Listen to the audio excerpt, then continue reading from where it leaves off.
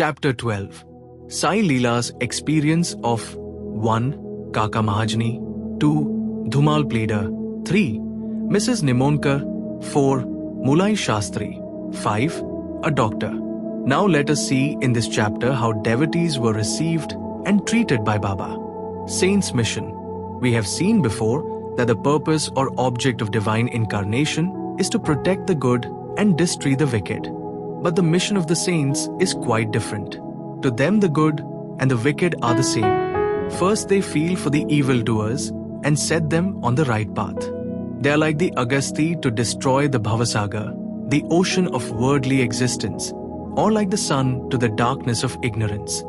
The Lord, God, dwells in the saints. In fact, they are not different from Him. Our Sai is one of these, who incarnated for the welfare of the devotees. Supreme in knowledge and surrounded with divine luster, He loved all beings equally. He was unattached. Foes and friends, kings and paupers were the same to Him. Hear His powers. For the sake of devotees, He spent His stock of merits and was ever alert to help them. But the devotees could never approach Him unless He meant to receive them. If their turn did not come, Baba did not remember them, and His leelas could not reach their ears. Then, how could they think of seeing Him? Some men desired to see Sai Baba's, but they did not get any opportunity of taking His darshan till His Mahasmadhi. There are many such persons whose desire for Baba's darshan was not thus satisfied. If these persons, believing in Him, listen to His leelas, their quest for milk, darshan, will be, to a great extent, satisfied by the buttermilk, leelas. If some persons went there by sheer luck and took Baba's darshan, were they able to stay there longer? No. Nobody could go there of his own accord, and nobody could stay there long even if he so wished. They could stay there so long as Baba permitted them to stay and had to leave the place when asked to do so by Baba. So everything depended of Baba's will. Kala Mahajani. Once, Kaka Mahajani went to Shirdi from Bombay. He wanted to stay there for 1 week and enjoy the Gokulashtami festival. As soon as he took Baba's darshan, Baba asked him, "When are you returning home?" He was rather surprised at this question, but he had to give an answer. He said that he would go home when Baba ordered him to do so. Then Baba said, "Go tomorrow." Baba's word was law and had to be obeyed. Kaka Mahajani, therefore, left Shirdi immediately. When he went to his office in Bombay, he found that his employer was anxiously waiting for him. His Munim, Aahe, the manager, suddenly fell ill, hence Kaka's presence was absolutely necessary. He had sent a letter to Kaka at Shirdi, which was redirected to him at Bombay. Bhaw Sahib Dhumal. Now listen to an opposite story. Once Bhaw Sahib Dhumal, a pleader, was going to Nifad for a case. On the way he came to Shirdi, took Baba's darshan and wanted to proceed to Nifad immediately. But Baba did not permit him to do so. He made him stay at Shirdi for a week or more. In the meanwhile, the magistrate at Nifad suffered intensely from pain in his abdomen and the case was adjourned. Mr. Dhumal was then allowed to go and attend to his case. It went on for some months and was tried by 4 magistrates. Ultimately, Mr. Dhumal won the case and his client was acquitted.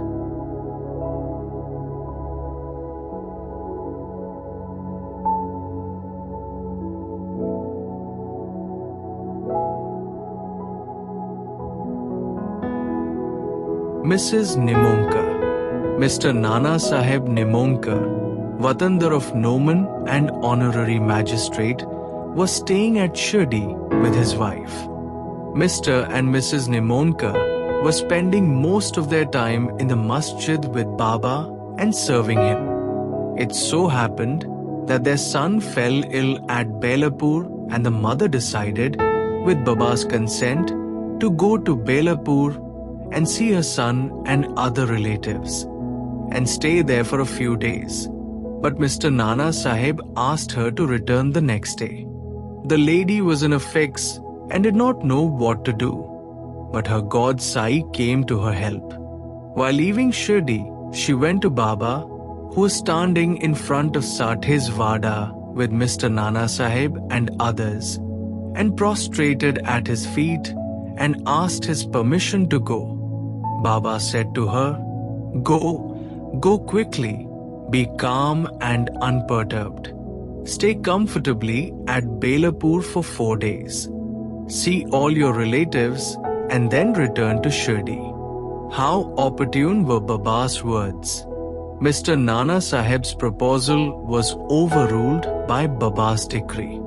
Mulai Shastri of Nasik, an orthodox Agnihotri Brahman of Nasik, by name Mulai Shastri, who had studied the 6 Shastras and was well versed in astrology and palmistry, once came to Shirdi to see Mr. Bapu Sahib Booty, the famous millionaire of Nagpur. After seeing him, he and others went to see Baba in the masjid. Baba bought various fruits and other things from vendors with his own money and distributed them to the persons present in the masjid. Baba used to press the mango on all sides so skillfully that when any person received it from Baba and sucked it, he got all the pulp at once in his mouth and could throw away the stone and the skin forthwith. Plantains were peeled off by Baba and the kernel was distributed to the devotees, while the skins were retained by Baba for himself. Mulai Shastri, as a palmist, wanted to examine Baba's hand or palm and requested him to extend the same. Baba ignored his request and gave 4 plantains to him. Then they all returned to the Vada and Mulai Shastri bade, wore sacred clothes and started his routine duties, viz. Agnihotra, etc. Then Baba as usual started Falendi and said, take some geru, i.e. a red miry substance, to dye clothes in saffron color. We shall today don saffron colored cloth. None understood what Baba meant. Then after some time when Baba returned and preparations for the Nunarti were being made, Bapu Sahib Jag asked Mulai Shastri whether he would accompany him for the Arti. He replied that he would see Baba in the afternoon.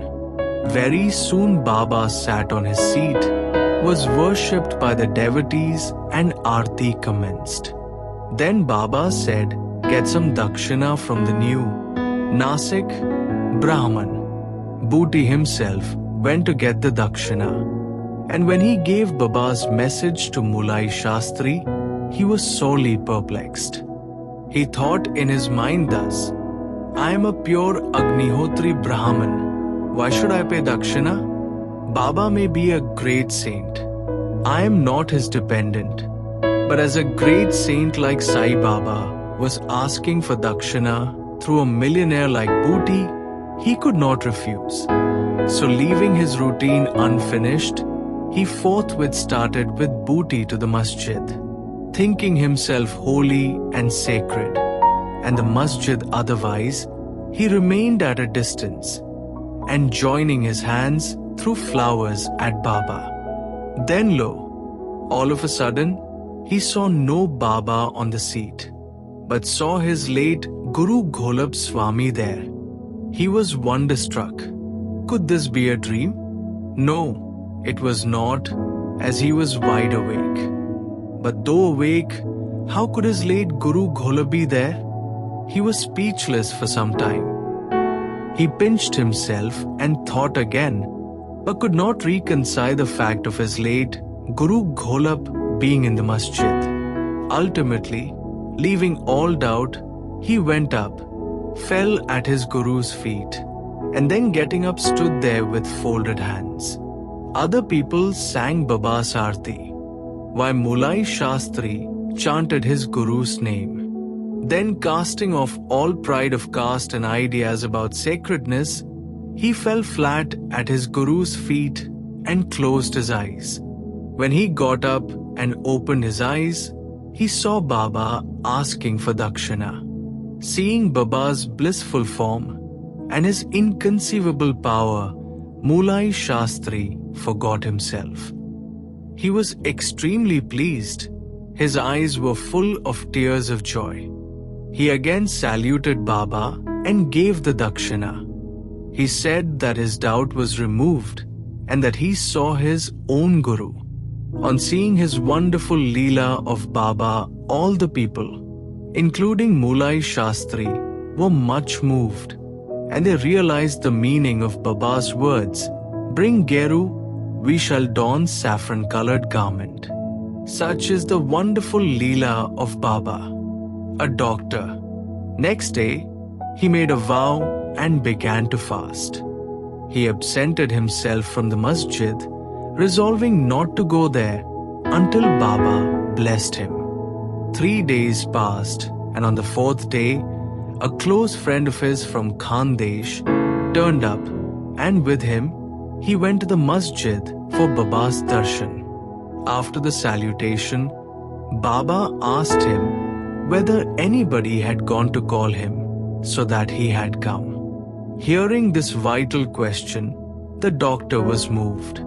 The same night he was blessed by Baba, and he experienced the bliss supreme in his sleep. Then he left for his town, where he experienced the same state of a fortnight. Thus his devotion to Sai Baba increased manifold. The moral of all the stories mentioned above, especially that of Mulai Shastri, is this: that we should have firm faith in our Guru and nowhere else. More leelas of Sai Baba will be described in the next chapter. Bow to Shri Sai, peace be to all.